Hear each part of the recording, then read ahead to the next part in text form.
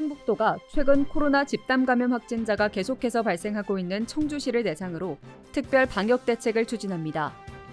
도는 먼저 청주시 내 2개 이상 시설에서 방역수칙 위반으로 3일 이내 10명 이상 확진자가 발생하면 동종시설에 7일간 집합금지 명령을 내리고 과태료를 부과할 방침입니다. 또한 노래연습장 이용자와 종사자를 대상으로 자가검사 키트 활용을 적극 권고합니다. 아울러 최근 확진자가 집단 발생한 외국인 음식점과 휴가철 인파가 몰릴 것으로 예상되는 유원지에 점검반을 편성해 집중 점검합니다. 내년도 충청북도가 목표한 정부 예산은 7조 원. 올해 확보한 6조 8,202억 원보다 1,798억 원 늘어난 규모입니다. 충청북도는 내년 7조 원 시대를 열기 위해 발빠르게 움직이고 있습니다. 각 부처 예산안에 빠진 사업 반영에 나서고 부족한 현안은 증액을 위해 지역 국회의원 협조를 요청했습니다. 먼저 정부 예산 반영에 나선 사업은 충북선 철도 고속화와 충청 내륙 고속화도로 건설 사업입니다. 이외에도 천안에서 청주국제공항 복선 전철 사업과 중부고속도로 확장, 청주공항 신활주로 재포장, 중부내륙선 철도 건설 등 32개 사업에 정부 예산 반영을 요구하고 있습니다. 충청북도는 정부 예산 확보를 위해 지난달 28일 지역 국회의원들을 초청해 예산정책 간담회를 열었습니다. 이 자리에서 예산 확보를 위해 여야의 힘을 모아달라고 요청했습니다. 또한 수건사업인 제4차 국가철도망 구축계획 반영과 2027 하계 유니버시아드 대회 충청권 공동유치 등 현안 해결을 건의했습니다.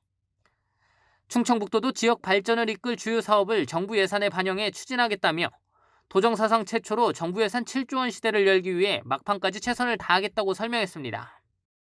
한편 기획재정부는 오는 8월까지 각 부처 예산안을 심의한 뒤 9월 중으로 국회에 최종 예산안을 제출할 예정입니다.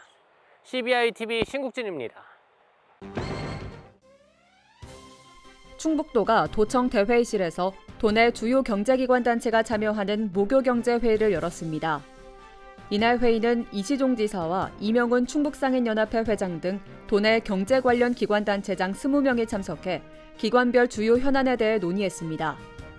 특히 이 지사는 K바이오래퍼브 충북유치와 하계 유니버시아드 충청권 유치 등 주요 도정 현안에 각 기관의 적극적인 관심과 협조를 당부했습니다. 서승우 충청북도 행정부지사가 6월 호국보훈의 달을 맞아 대전 보훈병원을 방문해 입원 중인 국가유공자를 위문했습니다.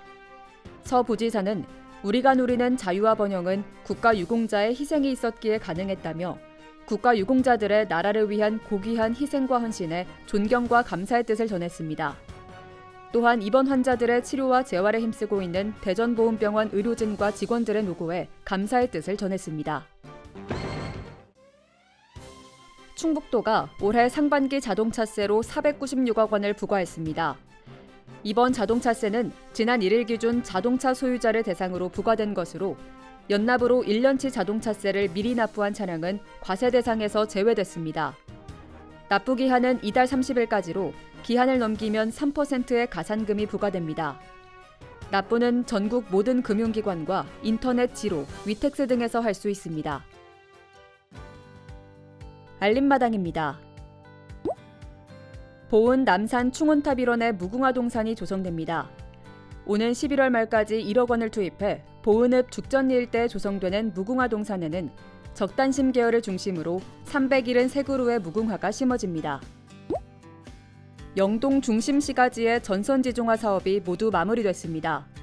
군은 지난해 4월부터 진행한 군청 회전교차로에서 구교사거리 구간의 전선 지중화 사업을 최근 마무리하면서 중심 시가지 5개 구간에 대한 지중화 사업을 모두 완료했습니다. 청주시가 법인 신용카드 포인트를 현금으로 바꿔 시 세입으로 전환합니다. 대상은 시 산하기관과 각 부서에서 지난해 6월부터 1년 동안 법인카드를 사용할 때마다 적립된 496만 포인트로 청주시는 모두 현금으로 전환해 시 재정에 보탤 계획입니다. 충주시가 미세먼지와 가스비 절감을 위해 친환경 가정용 전옥스 보일러 설치 보조금을 지원합니다. 시는 1억 2천만 원의 예산을 들여 가정용 전옥스 보일러로 교체를 원하는 가정에 가구당 20만 원을 지원하며 저소득층에는 60만 원을 지원합니다.